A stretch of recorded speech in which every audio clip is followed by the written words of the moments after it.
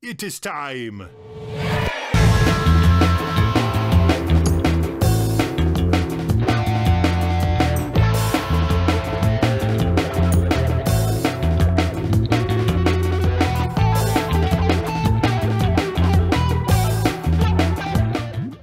We're going to start off with an up-and-coming band named Bluphoria.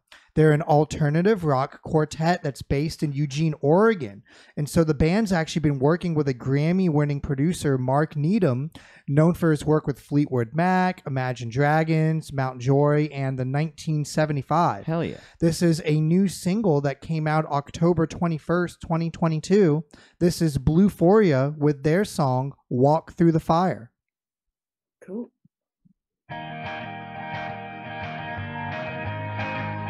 I was going to be disappointed if the video didn't have Blue in it. Yeah, they need to be on brand. Drive, pedal to metal. I wanna leave this empty town with you. And I'm calling you friend till I have the courage to tell the truth. That you got me.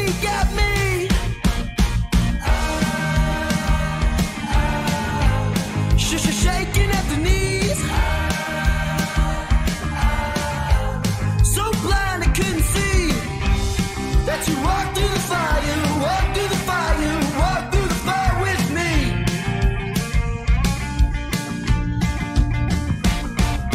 Pain, it just comes to me away. Digging this video. If I were to tell you Yeah, it's really well done.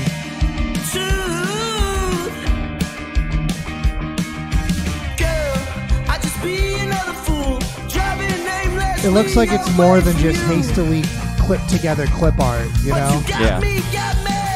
They're creating a nice little whitewash flavor, Instagram filter over the whole song.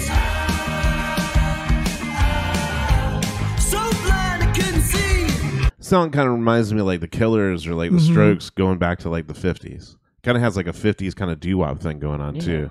I like the vocals. I think I like the very good harmonies when they're getting into that chorus part. What do you think, Mike? Yeah, it gives me that Grease vibe as well, and I really like how they have like a throwback to their sound, but it also really sounds like a new age, almost like indie garage band almost. And so this is like a really cool juxtaposition of genres because I really enjoy how it's like that kind of like indie do-it-yourself, but it has like that really nice polish, which kind of gives me that nostalgia vibes as well. Yeah. I think it's pretty...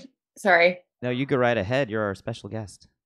I was gonna say I think it's genius. They're using like a nostalgic throwback vibe, and when it first started, it sounded like that song. Oh yeah, you know.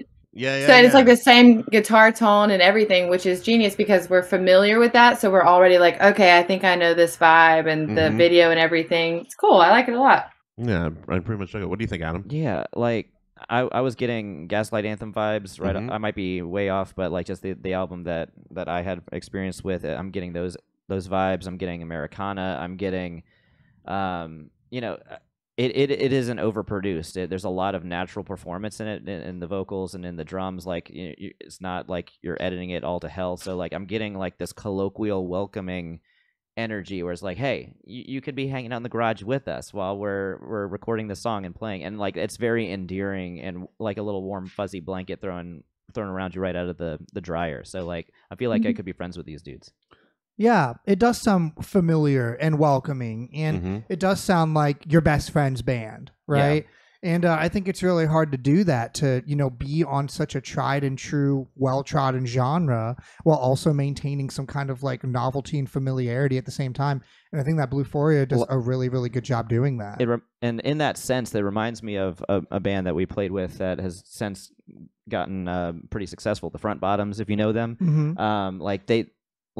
The recording sounded like this, like their very first EPs, like they had somebody that was like playing the trumpet, but he kind of had some mistakes in it, but they left it in there, and they would hand draw all of their album art, and you know, like it was just very DIY, but like it was so charming, and and it worked for them because like you know, they got invited to play Bamboozle, if I'm correct, and then immediately got scooped up, and now they're like a major touring artist. And you know, there is a market for that natural sounding, like welcoming, this is my best friend's band. I feel like, you know, in the music business, people are trying their very best to look, you know, like they're represented, like they already have it all done, you know, like everything is so polished and everything is so professional. And I feel like there's something, you know, missing with that. It's that, you know, that endearing, like, this is my friend's band type of vibe, you know, where it's like just because something is do it yourself doesn't mean it has to be low quality. Right. And so I feel like it's like that fine line of doing, you know, having a brand that makes it look like, you know, it's someone that you know, and not like this far off band on a hill, you know, that's surrounded by, you know, a lot of polish. And that's why I think that Bluephoria does a good job with it. Yeah, it's nice that they're doing like the on-stage performance part in with the cool graphics and stuff like that. Like you said, they're not like running through the desert. Right. You know? It's not like this huge production, Right. even though it looks like they did put a lot of detail and painstaking work into this thing. Yeah. It's like, it looks like someone that you want to root for, Right. you know, as opposed to someone that you don't need to root for because they've already made it. Like you said before, is like keeping that indie vibe. Right. Cool. Let's get back into it. That you walk through the fire, walk through the fire, walk through the fire with me.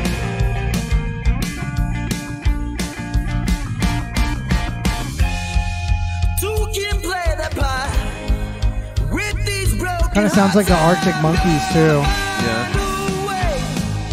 I knew what you are.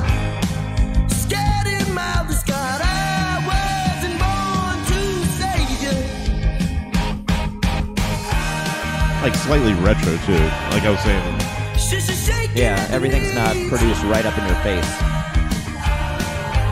So blind I couldn't see that you walk through the fire, walk through the fire, walk through the fire with me.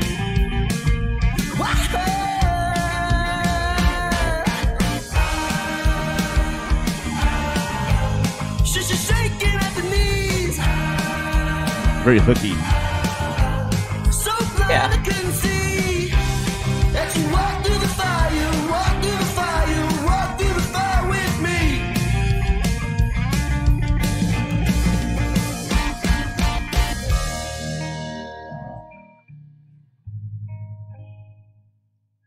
Very cool. Short and sweet and very, very cool and to the point. Yeah. Yeah. What were your thoughts, Rebekah? Does this sound like anyone else to you, or what did you think of when you were listening to this?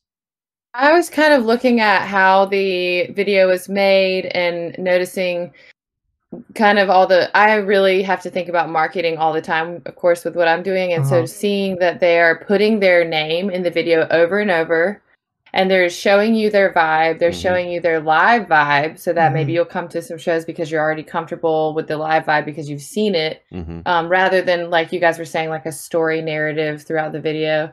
I really liked that. It was almost tricking my mind because the visual was a lo-fi visual, but the sound was actually, you know, like really quality, you know, production.